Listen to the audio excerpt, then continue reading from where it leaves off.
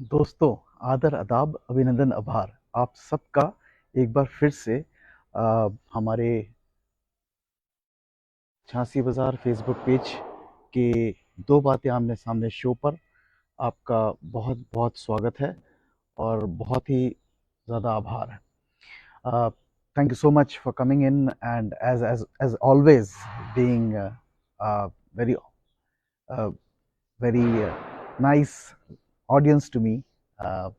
आज के लिए जो मैं बात करने आपके पास आया हूँ वो हमारे झांसी कल 15 तारीख को 15 अक्टूबर को हमारे झांसी में झांसी स्मार्ट सिटी लिमिटेड द्वारा Jhansi smart city incubation centre का परिचय कराया गया है झांसी वासियों से। झांसी बुंदेलखंड यूनिवर्सिटी के गांधी सभागार में जहां आजकल बुंदेलखंड साहित्य उत्सव चल रहा है, यानी कि बुंदेलखंड लिटरेचर फेस्टिवल का फंक्शन चल रहा है, उसी में झांसी स्मार्ट सिटी लिमिटेड का झांसी इंक्यूबेशन सेंटर के साथ परिचय कराने के लिए 1.5 आवर्स to 2 आवर्स का सेशन था, जो कि नगर निगम झांसी नगर निगम ने स्पॉन्सर किया था।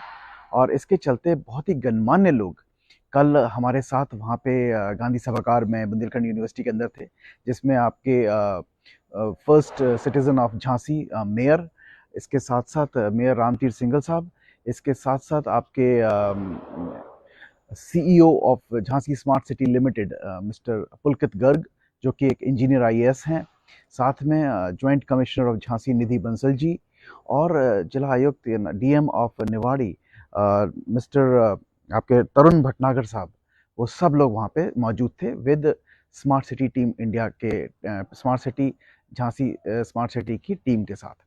तो जो हुआ सब कुछ उन्होंने जो बताया है वो बहुत ही बढ़िया चीज़ें बताई, और मैं आप सबको उस चीज़ को सिंपल फॉर्म में मिलवाना चाहता हूँ।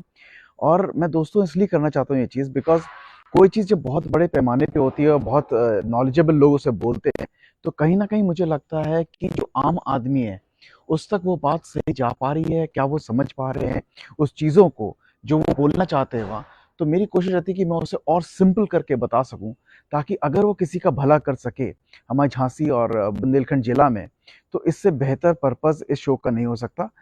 और यही हमारी कोशिश रहती है, और इसी तरह के शोज हम अपने दो बातें आमने सामने लाइव फेसबुक पेज झांसी बाजार के 5 बजे हर रविवार शाम करते हैं, जिसके स्पॉन्सर्स हैं रत्ना लेजर डेंटल क्लिनिक से doctor Rajat Misuria and doctor Archana Misuria. They are the best maxillofacial surgeons among the best maxillofacial surgeons in Jhansi. Jhansi की जो एक आदत है, शौक है तंबाकू खाने का, जिसकी वजह से एक प्राण घातक बीमारी होने का अंदेशा रहता है, जैसे हम मुख कर्क रोग यानी कि ओरल कैंसर कहते हैं, उसमें डॉक्टर रजत मिसूरिया का खास तजुर्बा है, उनकी तकनीक है। और जिन जिन लोगों को जिसे कहते हैं पहचान मुंह के कम खुलने के शिकार हैं कि मुंह कम खुल रहा है और वो तंबाकू खाते हैं, तो मेरी मानिए इससे पहले कि ये प्राण घातक हो जाए, आप इसमें जा करके डॉक्टर रजत मिसूरी से मिलें और उनसे परामर्श लें, और वो आपको इस चीज़ में मदद करके आपको वापस से जीवन दान देने में मददगार सहायक हो सकते हैं। इसके साथ साथ अगर आपको आपकी root canal treatment, dental implant, pyorrhoea, या आपको जॉलाइन नोज बोन को ठीक करा के एक सुंदर सी स्माइल चेहरे पे लानी है, तो भी आप जाकर के रत्ना लेजर डेंटल क्लिनिक में मिलें। डॉक्टर रजत मिसूरिया और डॉक्टर अर्चना मिसूरिया को खुशी होगी आप लोगों को सेवा देने में। इस वीडियो के बाद आपको फ़ोन नंबर मिलेगा और उनका एड्रेस मिलेगा। उस फ़ोन नंबर पे अगर आप कॉल करते हैं तो आपको मिलेगा 15% का डिस्काउंट उनके परामर्श खर्च के ऊपर और परामर्श शुल्क के ऊपर, यानी 15% discount on the consultancy charges. तो देर मत कीजिएगा, मेरे डिस्क्रिप्शन में जाकर के इस वीडियो के बाद ज़रूर देखिएगा उनका फ़ोन नंबर और उनको कॉल करके अपॉइंटमेंट फिक्स कीजिएगा। तो आइए अब सीधे चलते हैं अपने वीडियो के ऊपर। तो हम बात कर रहे थे साहब Jhansi smart city incubation centre entrepreneurship and startup awareness boot camp के बारे में। ना ये क्या होता है, देखिए मैं आपको सारी चीज़ें बताता हूँ। मैंने आपको बता दिया कौन कौन से गणमान्य लोग उस दिन 15 तारीख यानी कल सवेरे 10 बजे से लेकर के 11:30 बजे तक जो प्रोग्राम चला उसमें वहाँ पे मौजूद थे।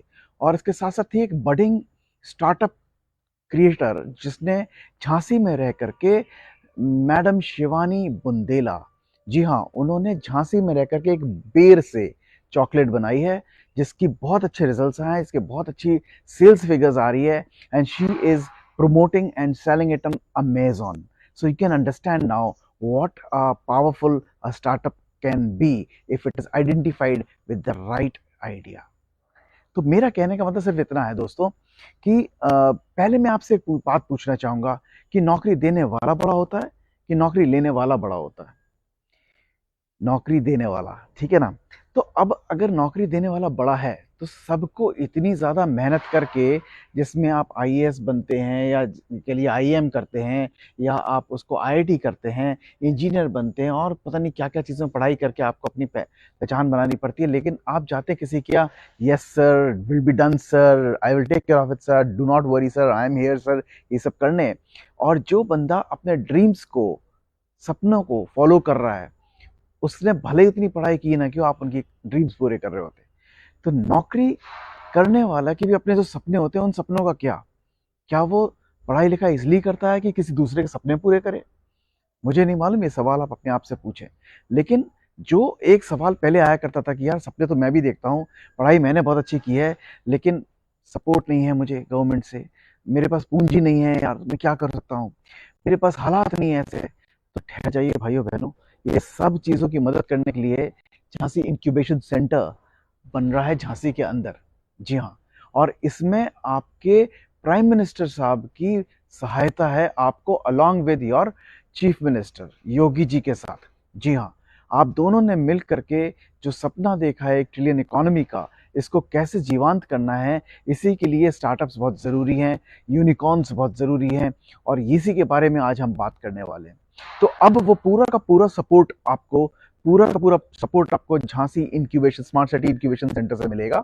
और पहले हम इस पे बात करें कि इंक्यूबेशन सेंटर क्या होता है, क्या क्या ये मदद करेगा, और क्या ये Jhansi smart city limited company क्या है, इस बारे में सब मैं आपको आज बता दूंगा। धीरे धीरे करके स्टार्ट करते हैं। सबसे पहले समझते हैं कि ये स्टार्टअप होता क्या है। तो देखिए साहब, स्टार्टअप होता है एक आइडिया, और स्टार्टअप के साथ होता है एक एंटरप्रेन्योरशिप। तो पहले एंटरप्रेन्योरशिप आता है, फिर स्टार्टअप आता है। अब एंटरप्रेन्योरशिप क्या होती है? एंटरप्रेन्योरशिप जो होती है is a person who creates a new business considering the risk and uncertainty.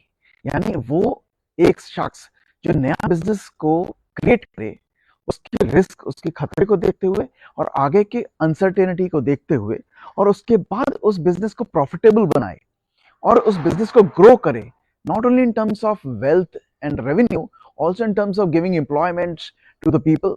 और उसके साथ साथ उसमें परेशानियां जो जो उसने ढूंढी हैं, जो जो उसकी कंपनी स्टार्टअप पूरा करने जा रही है, न्यू बिजनेस करने जा रहा है, उसके लिए रिसोर्सेज इकट्ठा करना, ये सारा एक एंटरप्रेन्योरशिप की स्किल में आता है। ये सब कुछ एक एंटरप्रेन्योर के अंदर होता है, तभी वो एक एंटरप्रेन्योर कहलाता है। अब ये एंटरप्रेन्योर की चीज होती है साथ में जुड़ी स्टार्टअप, क्योंकि वो बिजनेस स्टार्ट करता है। तो ये सब चीजें जो हैं साइमल्टेनियसली चलती है।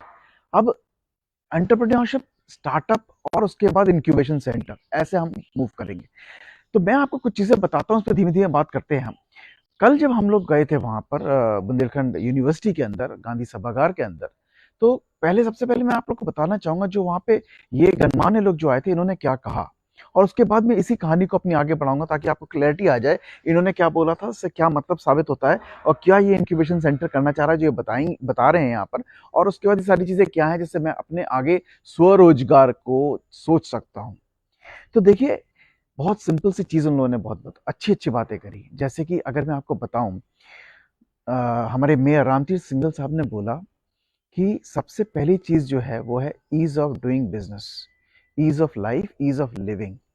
इस चीज को पूरा करने के लिए सबसे ज्यादा हमारे लिए जो चीज आती है वो है आपका जो आपके जो कैरेक्टर्स हैं स्टार्टअप्स के लिए। मतलब ये समझ लें कि आपको सोचना ये है कि प्रॉब्लम जो है वही जन्मदाता है हर बिजनेस की। तो जन्म वही देता है, हर दिक्कत ही जन्म देती है एक व्यापार के अवसर को।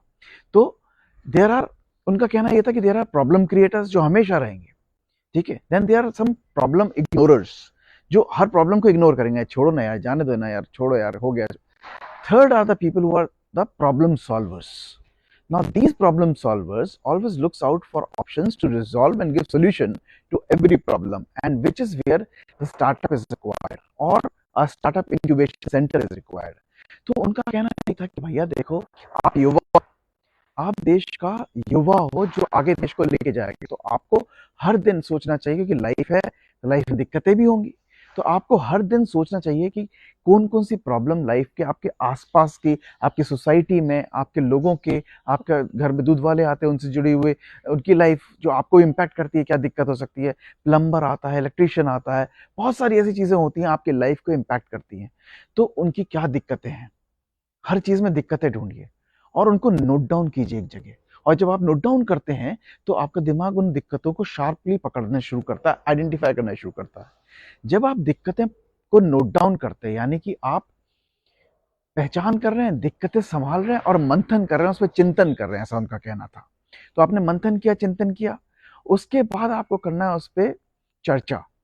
अब चर्चा इसलिए करनी है कि जो मैंने सही दिक्कत पकड़ी, क्या ऐसा तो नहीं कि मुझे इसका सोल्यूशन नहीं मालूम, कहीं है तो वो कोई बता देगा मुझे, नहीं नहीं आप गलत समझ रहे हैं, इसका सोल्यूशन ये है, ऐसा कर लीजिए, ऐसा कर लीजिए तो हो जाएगा। तो आपको समझ में आया, हाँ प्रॉब्लम थी लेकिन मुझे सोल्यूशन नहीं मालूम था, सोल्यूशन तो है, आगे कुछ सोचने की जरूरत नहीं है, तो छोड़ दो उसको। लेकिन कोई ऐसी चीजें होंगी, बहुत सारी ऐसी चीजें होंगी, लाइफ है जहां आप चिंतन करोगे, प्रॉब्लम्स आएंगे सामने, उस पर चर्चा करोगे, तब भी मालूम पड़ेगा कि भैया ये तो प्रॉब्लम है। तब आप क्या करोगे, तब आप निष्कर्ष पे पहुंचोगे कि निर्णय लोगे। तो थर्ड चीज होगी निर्णय, इसको आगे लेके जाना चाहिए, इस पे क्या करना चाहिए, वो आपका निर्णय हो गया। एक हो गया कि इसका तो सोल्यूशन है, हटा दिया इसको, लेकिन ये चीज प्रॉब्लम कर रही है, बहुत लोगों को इम्पैक्ट करती है लाइफ में, तो इसके लिए हमें सोचना चाहिए कुछ। तो हमने निर्णय लिया कि हम इसको आगे देखते हैं कि क्या क्या सोल्यूशन है। तो ये उन्होंने बताया। उसके बाद उन्होंने कहा अगर आपने निर्णय ले लिया है, आपको मालूम है कि प्रॉब्लम क्या है, तो आप बनाओगे उसकी एक योजना, राइट। आप उसका योजना क्रिएट करोगे, योजना के चलते आपको मालूम पड़ेगा आपको क्या करना है, और योजना के बाद आता है उस पर अमल कैसे करें, जो पांचवा फैक्टर था उनका, यानी इम्प्लीमेंटेशन। तो चिंतन, चर्चा, निर्णय, चिंतन, चर्चा, निर्णय, योजना और अमल, इम्प्लीमेंटेशन, ये पांच चीजों को उन्होंने कहा कि ये ease of doing business, ease of doing life, ease of living है। इस चीज पर हमें सोचना चाहिए और इसी को मद्देनजर रख करके इंक्यूबेशन सेंटर उनकी जो आइडियाज आए, जो प्रॉब्लम्स वो पकड़ के लेकर आए, उस पर उनने चिंतन करके आइडिया तो ले आए। अब उस पर चर्चा करने का बाद के सारे स्टेजेस के लिए जो जगह है, वो हमारा इंक्यूबेशन सेंटर मददगार साबित हो सकता है। तो बहुत अच्छी बात चीज बताई है, and I really admire what he said, beautiful generous words, and I become much a more bigger admire for him this way. इसके बाद आए पुलकित गर्ग जी, जो कि सीईओ हैं आपके झांसी स्मार्ट सिटी लिमिटेड के, जो कि एक पब्लिक लिमिटेड कंपनी है, और इसके वो सीईओ हैं, साथ में इंजीनियर हैं, आईएएस हैं। तो उन्होंने बोला कि भाई आपने देखा होगा हर साल आईआईटी में 800 लोगों का एडमिशन होता है, जिसमें से आधे लोग यानी 50% लोग इंटरेस्ट दिखाते हैं जाकर के हैदराबाद या अमरावती, जो आपके आंध्रा में आता है, तेलंगाना में हैदराबाद आता है, बैंगलोर कर्नाटका में जो स्टार्टअप्स हैं इन जगहों पे, इधर पे जाकर के जॉब्स ढूंढता है और इधर पे जाके जॉब्स लेता है, बिकॉज उन्हें स्टार्टअप्स का आइडिया लेना है। बाकी लोग जो हैं 50% शायद चले जाते हैं बाहर, अब्रॉड चले जाते हैं, कुछ इंडिया की टॉप कंपनीज में आते हैं, लेकिन 50% युवा जो है वो स्टार्टअप्स में जाना चाहता है। और यही उनका कहना था जब उन्होंने बोला कि आपको मालूम है फ्लिपकार्ट पहले क्या करता था। पुलकित गर्ग जी ने बोला फ्लिपकार्ट पहले क्या करता था, तो हमें सबको मालूम होना चाहिए, it was a Flipkart was a book seller earlier, it was a online book seller. लेकिन धीमे धीमे उन्होंने समझा कि बुक्स की जो डिमांड आ रही है, हम उसे और कमोडिटीज में कैसे शिफ्ट कर सकते हैं, और ऐसे उन्होंने बाजार बनाया। आप सोचो, मतलब जो एक यूनिकॉर्न के लिए जिसे बोलते हैं कि यूनिकॉर्न जानते हैं आप, unicorn is one startup which has crossed $1 billion, that is known as a unicorn. So that's the difference. With startup is less than $1 billion, and above $1 billion is a unicorn startup. तो unicorn बोला जाता है उन्हें। तो ऐसे उन्होंने बताया कि देखिए फ्लिपकार्ट जो था वो इस तरह की ऑर्गेनाइजेशन थी जो दो बिनी बंसल, सचिन बंसल ने मिलकर बनाई। दोनों आईआईटी दिल्ली से निकले हुए लोग थे, और जिन्होंने अपनी खुद की नेट वैल्यू उनकी यूनिकॉर्न से भी ज्यादा बड़ी हो गई। So this is what can happen if you think big, and everybody if starts thinking in terms of going out to search for a job, then who will all going to provide job? There has to be a perfect balance है. Job creators भी होने चाहिए, job seekers भी होना चाहिए. अब अगर आप कहो कि सारे जॉब, हमें तो जॉब चाहिए ही है, तो फिर आप ये भी तो बोलते हो साथ में कि यार इस देश को चलाता कौन है? टाटा, बिरला, अंबानी, अडानी, हिंदुजा, इसके अलावा कौन रह गया? तो भैया स्टेज सबके लिए खुला है, गवर्नमेंट सबकी मदद कर रही है. जिसमें है दम, आए सामने, रखे अपनी कुब्बत और आइडिया और बने अपना आपको आगे ले जाता हुआ एक unicorn.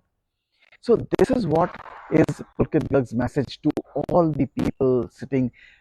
By the way, Gandhi सभागार की शायद 400 या 500, 400, 450 की सीटिंग कैपेसिटी थी, and this hall was all completely, I think, jammed by some 600 people inside. That was, I really find it very attractive in terms of the youth of Jhansi understanding such a potential with this Jhansi incubation center coming in. बहरहाल आगे बढ़ते हैं. जब हमारे कुलपति साहब यानी vice chancellor हमारे बुंदेलखंड यूनिवर्सिटी के आए, मिस्टर मुकेश पांडे जी, तो उन्होंने बात करी मोदी साहब के विजन की ऑफ $1 ट्रिलियन डॉलर इकोनॉमी की. उन्होंने बताया कि now we have already a fifth largest economy going above beyond UK, Britain now. And look at it, that time when we were, governed by Britishers, and now we are ahead of them. And this all happened in this small period of time when they have left India and we are today, 70 years probably. But उनका कहना ये था कि आप ये देखिए कि जो आज युवा शक्ति है इस देश की, जो 70% होती है, अगर वो रिसर्च एंड डेवलपमेंट में नहीं जाएंगे, अगर वो टेक्नोलॉजी ओरिएंटेड बिजनेसेस में नहीं जाएंगे, तो फिर कौन जाएगा और कैसे बिजनेस आगे जाएगा और कैसी कंट्री आगे जाएगा? तो ये जो कंट्री के एक 1.35 करोड़ 1.35 बिलियन लोग जो हैं इस कंट्री के, अगर वो लोग नहीं सोचेंगे इस कंट्री के डेवलपमेंट के बारे में, तो कौन सोचेगा? और उसमें 70% है युवा. तो यही लोग तो रिसर्च एंड डेवलपमेंट चाहिए, इन्हें नेटवर्किंग चाहिए, इन्हें मार्केटिंग चाहिए, इन्हें मेंटरशिप चाहिए, इन्हें ट्रेनिंग चाहिए, इन्हें रिसर्च एंड डेवलपमेंट के लिए चाहिए, इंफ्रास्ट्रक्चर चाहिए. तो ये सब चीजें का ध्यान में रखते हुए मोदी साहब के उस विजन और सपने कि $1 ट्रिलियन इकोनॉमी हमें बनानी है हिंदुस्तान की, इस सब को मद्देनजर रखते हुए incubation centre is here to help all the youngsters of Jhansi and Bundelkhand. So sir, now इतनी सारी अच्छी बातें, इतना अच्छा सेटअप सब आ गया आपके लिए. जो लोगों को पैसे की दिक्कत थी वो भी सॉल्व हो सकती है, जिन लोगों को गाइडेंस की जरूरत थी, चाहे वो मार्केटिंग से रिलेटेड हो, नेटवर्किंग से रिलेटेड हो, लीगैलिटी से रिलेटेड हो, वो सब भी आ गई आपकी मदद के लिए. लेकिन दिमाग में ये चल रहा है कि ये स्टार्टअप क्या होता है, तो इसके लिए भी मैं थोड़ा सा मसाला आपको देता हूँ. थोड़ी सी बातें मैं सोच के आया हूँ कि आपको बताऊंगा सिंपल करने के लिए. देखिए साहब, स्टार्टअप और कुछ नहीं है, एक बहुत सिंपल सा आइडिया जिसके कुछ पैरामीटर्स हैं अगर आप सोचो, और गवर्नमेंट ऑफ इंडिया ने इसके क्या पैरामीटर्स रखे वो मैं पहले डिफाइन करते हुए बोल देता हूँ आपको. तो हर एक स्टार्टअप जो है उसको रजिस्ट्रेशन के बाद से 10 साल तक के लिए स्टार्टअप बोला जाता है. यानी जिस दिन वो इनकॉर्पोरेट होगा, रजिस्ट्रेशन होगा, उससे 10 years तक के लिए it will be said as a startup. It can be a private limited, can be a partnership company, doesn't matter. From the time of incorporation till 10 years it will be called as a startup. Second point, the market capital or the turnover, यानी कि उस company की कुबत जो है वो जो है खासतौर से 100 करोड़ रेवेन्यू से नीचे होनी चाहिए. यानी कि टर्नओवर जो है आपका, आपके turnover of the entity has to be maximum 100 crore. 100 crore के ऊपर चली जाती है तो it will not be a startup. And third, जो बहुत इंपॉर्टेंट है, वो है एक स्टार्टअप में कुछ चीजें होनी चाहिए, और वो क्या है आप उसको समझिए. इनोवेशन होना चाहिए उसके अंदर, रिसर्च एंड डेवलपमेंट की स्कोप होना चाहिए उसके अंदर ग्रोथ होनी चाहिए कि ग्रोथ हो, ग्रोथ सिर्फ रेवेन्यू में ही नहीं हो, ग्रोथ जॉब्स क्रिएशन में भी हो. ठीक है ना, ये सारी चीजें, उसकी ग्रोथ, स्केलेबिलिटी हो, यानी फ्यूचरिस्टिक कितना है. ये तो नहीं कि 3-4 महीने बाद खत्म हो जाएगा विजन, इस बिजनेस की जरूरत नहीं रहेगी, प्रॉब्लम सॉल्व हो जाएगी फिर कुछ. तो ऐसी कोई प्रॉब्लम जिसपे काम किया जाए, जिसपे सोल्यूशन लाया जाए, जो टेक्नोलॉजिकल सपोर्टेड हो, जिसमें जॉब क्रिएशन आगे तक चलता रहे, वेल्थ क्रिएशन हो, और साथ में आप इसके अंदर जैसे कहते हैं ना, स्केलेबल हो, वेल्थ क्रिएशन हो रही है और टेक्नोलॉजी डिप्लॉयमेंट हो रहा है, एम्प्लॉयमेंट क्रिएशन हो रहा है. इसी चीज को हम स्टार्टअप बोलते हैं. ये स्टार्टअप एक सिंपल आइडिया से उभरते हैं और यूनिकॉर्न तक बनते हैं. अब किस किस तरीके के स्टार्टअप्स होते हैं? तो एक होता है लाइफस्टाइल स्टार्टअप, जिसे कहते हैं कि सेल्फ एम्प्लॉयड स्टार्टअप है वो. पब्लिक स्पीकर्स आपने सुने होंगे कई सारे, मोटिवेशनल, उनके जितने भी स्टार्टअप्स होते हैं they are basically lifestyle startups, ठीक है। इसके साथ साथ अगर मैं स्मॉल बिजनेस स्टार्टअप्स की बात करूं, they are the startups to feed the employees, to feed the people of the working in the organization, or to feed one itself. Like अगर आप सोचो a hair salon for that matter, a bakery for that matter, maybe a travel agency for that matter, ये सब आपके जो startups हैं ये these are known as small business startups, ठीक है। अब स्मॉल बिजनेस स्टार्टअप्स हो गया, उसके बाद स्केलेबल आता है। नाउ स्केलेबल आर दो स्टार्टअप्स जिनको आप born to be big, which basically goes beyond your vision. So born to be big is like, आपने देखा होगा पेटीएम करके एक स्टार्टअप आया था शुरू में, लोगों ने उसको इतना सक्सेसफुल बना दिया कि उसकी वजह से आज हम यूपीआई में ऑल ओवर द वर्ल्ड 40% हमारा यूपीआई का इंडिया का योगदान है सिर्फ पेटीएम के आने से। They are born to be big, that is what scalable startups are all about. तो पेटीएम है, इसमें उबर है, ओला है, इसमें आपका फेसबुक और ट्विटर है जो आपके जुकरबर्ग साहब लेकर के आए। Viable startups, now viable are born to be bought. आपने एक अच्छा कॉन्सेप्ट डाला, उसे शेप दिया, उसके साथ एक अच्छा खासा एक इंफ्रास्ट्रक्चर लगाया, and then you sell it out. Like WhatsApp was what bought over by Zuckerberg Facebook group. It was a startup done well, beautifully crafted, everything fine. Now commercially how it can be taken further, they have sold it out to the people, the right people who can make the best use out of it and make money out of it. So Twitter है, Facebook है, these are all basically आपका viable startups. Now the large company startups जो होती हैं, जैसे कि आपका Big Basket हो गया for that matter, these are one large companies are like innovate or Perspirate, यानी innovate और die। जैसे गूगल है, एक जमाने में सर्च इंजन की तरह से आया, आज कितनी सारी चीजें, घर घर का नाम गूगल हो गया, नेविगेशन है, सारी चीजें हैं। इसी तरह से आपका जोहो, ठीक है, इसी तरह से आपका बाईजूस, ये सब लार्ज कंपनी स्टार्टअप्स कहलाते हैं। Then the last one is, the sixth one is social startups. These are basically to drive to make a difference in the society. Drive to make a difference in society is like, आप देखोगे मीटअप.com है, एक्सप्लर्ज है जो अभी सोनू सूद साहब ने बनाया है, हेलो मीट्स है। ये सब का उद्देश्य सोसाइटी में इन्वॉल्वमेंट चाहिए, सोसाइटी को एक क्वालिटी देने के लिए। तो बेसिकली आप ये समझ लीजिए कि 6 तरह के स्टार्टअप्स हैं, जिसमें आगे आपका एक lifestyle startup, then small business startup, then आपका स्केलेबल स्टार्टअप, फोर्थ इज आपका बायबल स्टार्टअप, देन इज आपका large company startup, and again the sixth is the आपका social startup. So these are the type of startups which are there, which can be scaled and can be built up as a big startups then. तो ये आपके startups की characteristics क्या होती हैं? Startups की characteristics होती है कि ये इनोवेटिव होना चाहिए, यानी कि इसके अंदर कुछ प्रॉब्लम का सोल्यूशन हो और उस सोल्यूशन को बिल्डअप करने की का उसमें दायरा हो। तो that becomes all a very scalable startups. इसके साथ साथ उसमें कोई ना कोई प्रॉब्लम को सॉल्व करने की क्षमता हो, क्योंकि startup is created out of problems. The solutions are known as the startup originators. Fast growing हो, साथ के साथ आपका यंग हो, काफी यंग टीम उसमें वर्क करती है, तो यंग कहलाते हैं स्टार्टअप्स वगैरह।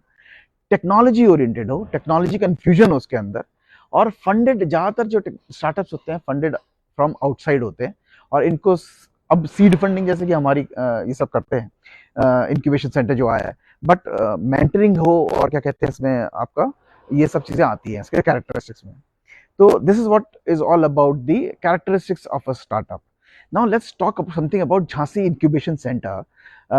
सबसे पहले तो ये आया झांसी स्मार्ट सिटी लिमिटेड से। अब झांसी स्मार्ट सिटी लिमिटेड को समझिएगा, ये क्या चीज है। देखिए सन 25 जून 2015 को प्राइम मिनिस्टर नरेंद्र मोदी ने स्मार्ट सिटी प्रोजेक्ट को लॉन्च किया था, जिसके थर्ड फेज यानी कि 23/6/2017 में झांसी को भी इंक्लूड किया गया स्मार्ट सिटी के अंदर।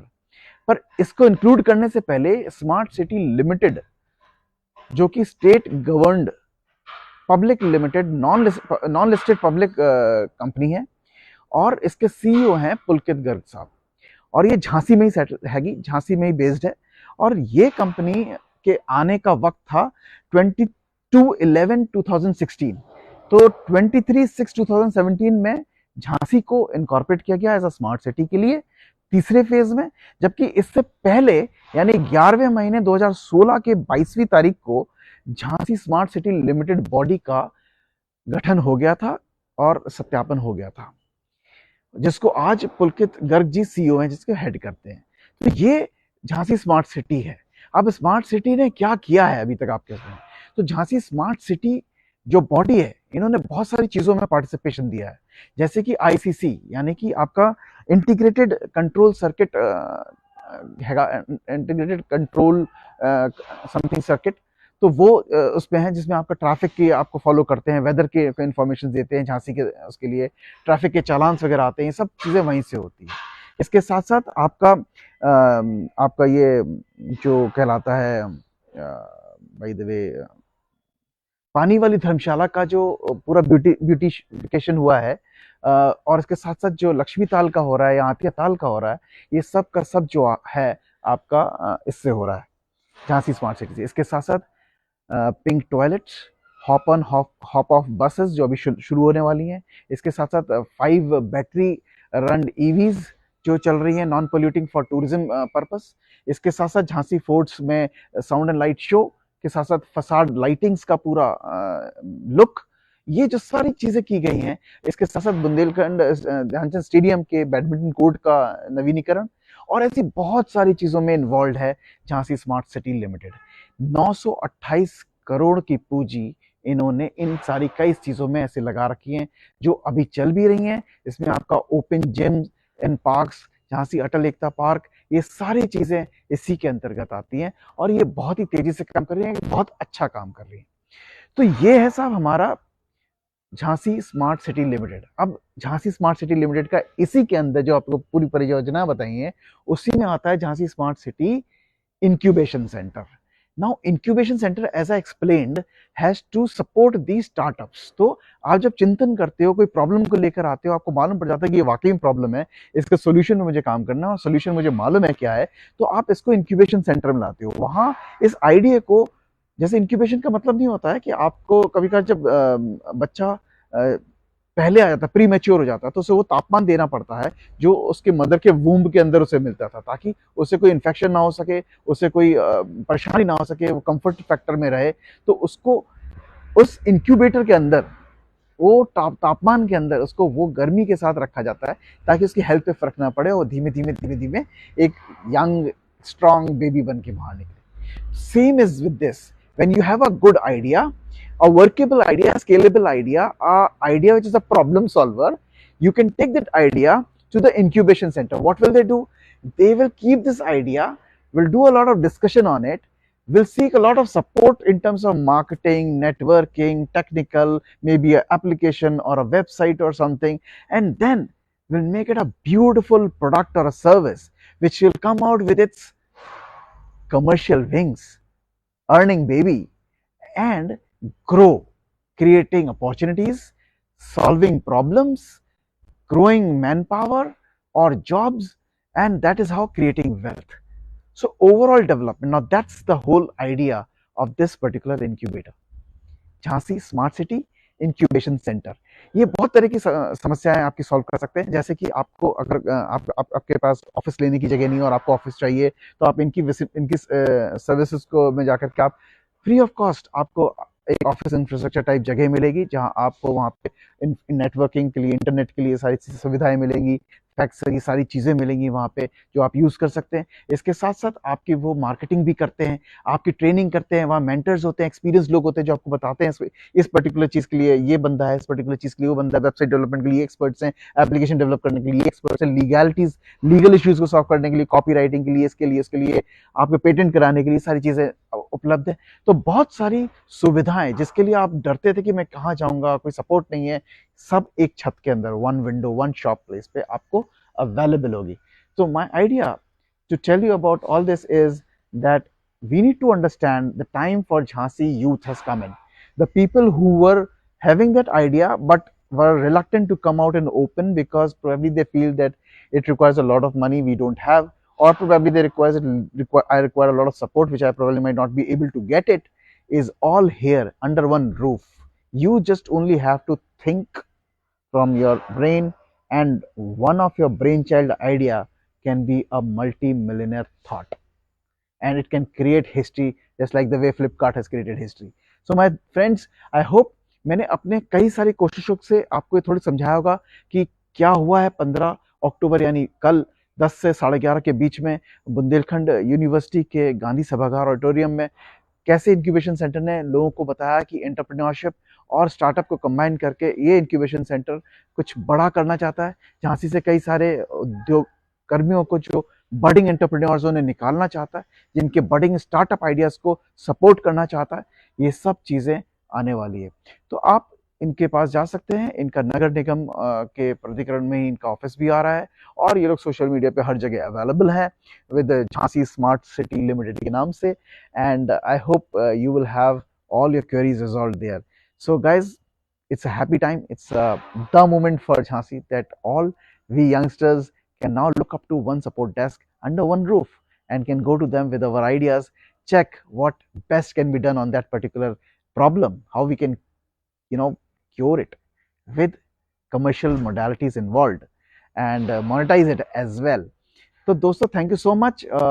Stay connected, be social, socially active, यही हमारा उद्देश्य है। और आप समझ गए होंगे ऐसी टी शर्ट्स आपको ले जानी कहाँ है, www.stylonbundelo.online पर, और वहाँ पे ऐसे कई सारी थीम्स पे आपको टी शर्ट्स मिलेंगी। ऑर्डर कीजिए, अपने घर मंगाइए। साथ में जो लोग हमें पहली बार देख रहे हैं, मेरी उनसे निवेदन है, झांसी बाजार को लाइक कीजिए, फॉलो कीजिए। अगर आप यूट्यूब पे हैं तो कृपया करके सब्सक्राइब कीजिएगा, बाद में एक बेल का आइकन आएगा, उसे दबाइएगा, हमसे जुड़िएगा।